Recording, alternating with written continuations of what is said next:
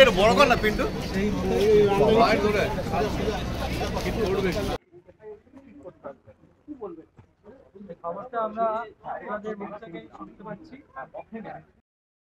নমস্কার, আমি দেবজ্যোতি। আমার প্রতিবেদনের শুরুতেই আপনাদের সকলকে স্বাগত জানাই। প্রথমেই একটু কথা বলি, সেটা হচ্ছে আপনারা চ্যানেলটিকে মাত্র কয়েক মাসে অতি জনপ্রিয় করে তুলেছেন। আপনারা চ্যানেলটি দেখছেন, দয়া করে চ্যানেলটিকে সাবস্ক্রাইব করবেন, বেল আইকনটি ক্লিক করবেন, ভালো লাগলে শেয়ার করবেন। অর্থাৎ যে কথা গত কয়েকদিন ধরেই বলছি, সে একই কথার পুনরাবৃত্তি। আরজি করে সফল হননি বামপন্থী, অতি বামপন্থী ডাক্তারেরা। তা যাদবপুর বিশ্ববিদ্যালয়ের শনিবারের ঘটনাকে কেন্দ্র করে সেটিকেই তারা রাজনৈতিক ইস্যু তৈরি করার চেষ্টা করছেন। অর্থাৎ আরজি করে যেভাবে আন্দোলন শুরু হয়েছিল, যাদবপুর বিশ্ববিদ্যালয়ের ঘটনাতেও সেই একইভাবে আন্দোলন শুরু করেছেন বামপন্থী এবং অতি বামপন্থী, নকশাল এবং মাওবাদী নেতারা। এর মধ্যে প্রবেশ করে গেছেন ইন্দ্রানুজ রায়ের বাবা। তিনি আজকে যাদবপুর বিশ্ববিদ্যালয়ের কয়েকজন অধ্যাপক শিক্ষাকর্মীদের সঙ্গে মিছিলে অংশ নিলেন। যে ঘটনা আপনারা দেখেছিলেন আরজি করে, নির্যাতিতার বাবা মা মিছিল করেছিলেন ঘটনার দুদিন পর থেকে, এখানেও সেই একই ঘটনার পুনরাবৃত্তি। নির্যাতিতার বাবা মা একের পর এক মিথ্যা আন্দোলনের পাশে নিজেদের প্রবেশ করিয়ে ফেলেছিলেন। তাদের জ্ঞাতার্থে নাকি অজ্ঞাতভাবে, তা তিনি বুঝতে পারবেন। তিনি যেভাবে প্রতিদিন বয়ান বদল করতেন, ইন্দ্রানুজ রায়ের বাবাও কিন্তু গত 24 ঘন্টার মধ্যেই বয়ান বদল করলেন। গতকাল শিক্ষামন্ত্রী ব্রাত্য বসুর সঙ্গে কথা বললেন। তিনি বললেন তার কোনো পদত্যাগ চাই না। তিনি অত্যন্ত মানবিকতার সঙ্গে কথা বলেছেন। আজকে আবার তারই পদত্যাগের দাবিতে যে মিছিল হচ্ছিল, সেখানে তিনি পা মেলালেন। কারণ এই ইন্দ্রানুজ রায়ের বাবাও বুঝতে হয়তো পারেননি যে তিনি রাজনীতির কানা গলিতে প্রবেশ করেছেন অভয়ার বাবা মার মতো। অভয়ার বাবা মায়ের কি অবস্থা হয়েছে আপনারা জানেন। তিনি যে বিচার চাইছিলেন, সেই বিচার নাকি তিনি পাননি।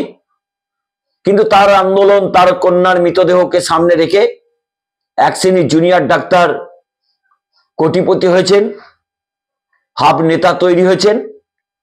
সেই নেতারা আবার আরজি কর হাসপাতালের আন্দোলনের পর যাদবপুর বিশ্ববিদ্যালয়ের অতি বামপন্থী ছাত্রছাত্রীদের সঙ্গে মিছিল করছেন।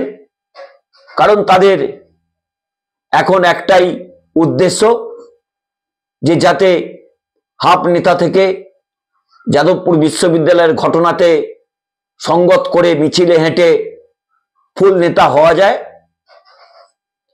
রাজনীতির কি পরিহাস দেখুন।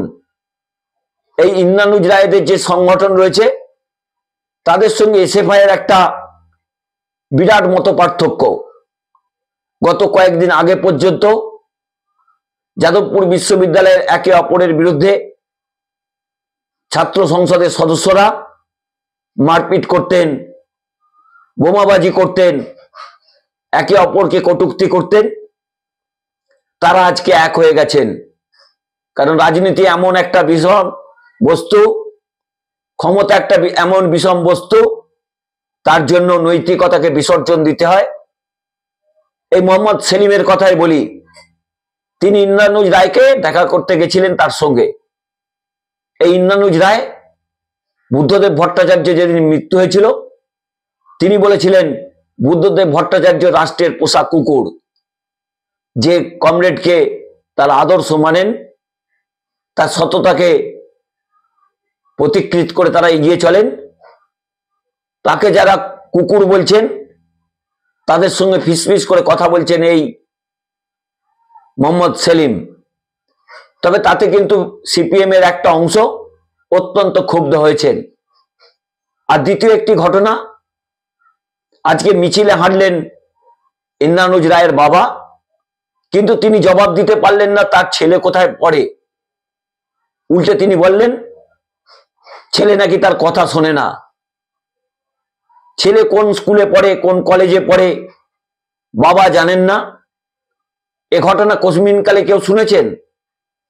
আজকে ইন্দ্রানুজ রায়ের বাবা বললেন ছেলে তার কথা শোনেন না, কিন্তু যে ছেলে যে সংগঠনের সঙ্গে যুক্ত সেই সংগঠনের নাম কি তিনি শুনেছেন?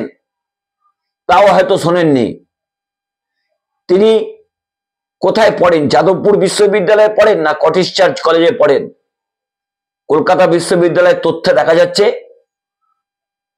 যে জানুয়ারি মাস পর্যন্ত কটিশ চার্চ কলেজেই তার অ্যাটেন্ডেন্স ছিল।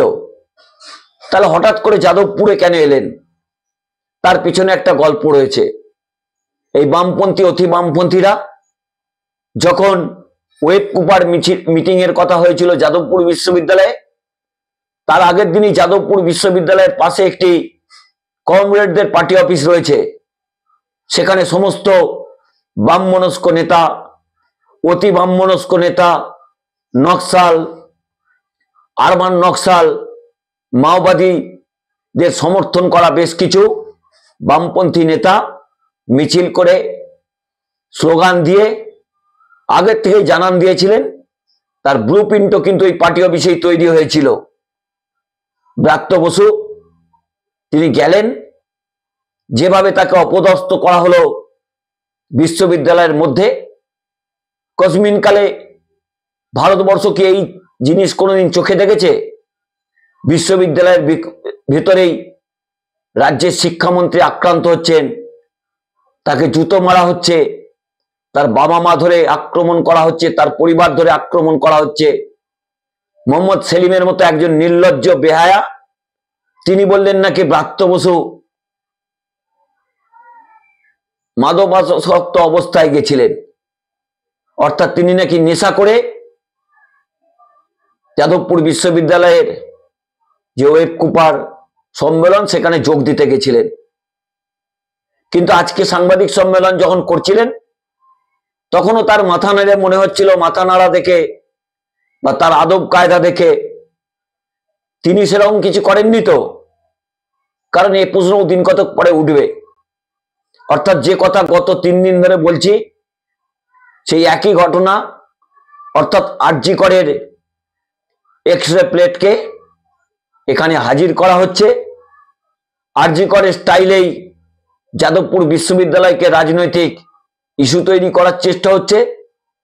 কারণ আপনাদের একটা তথ্য জানিয়ে রাখি, যদি দীর্ঘদিনের সাংবাদিকতার অভিজ্ঞতা থেকে এটুকু উপলব্ধি করতে পেরেছি যে একেবারে 26-এর নির্বাচনকে সামনে রেখেই এই বামপন্থী অতি বামপন্থীরা একাত্ম হয়েছেন।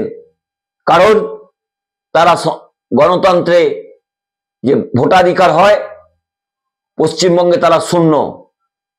আগামী দিনে 2026-এর বিধানসভা নির্বাচনে এই সিপিএম এর যদি এই অবস্থা হয় তাহলে কিন্তু তারা মহাশূন্যে পরিণত হবে। আরেকটা কথা আপনাদের স্মরণ করিয়ে দিই, যাদবপুর বিশ্ববিদ্যালয়ে যে অস্থায়ী উপাচার্য আছেন তার উপর এমনই আক্রমণ হয়েছে এবং এমনই মানসিক চাপ তার উপর সৃষ্টি করা হয়েছে, তিনি এই মুহূর্তে অসুস্থ হয়ে বাইপাসের একটি বেসরকারি হাসপাতালে ভর্তি রয়েছেন।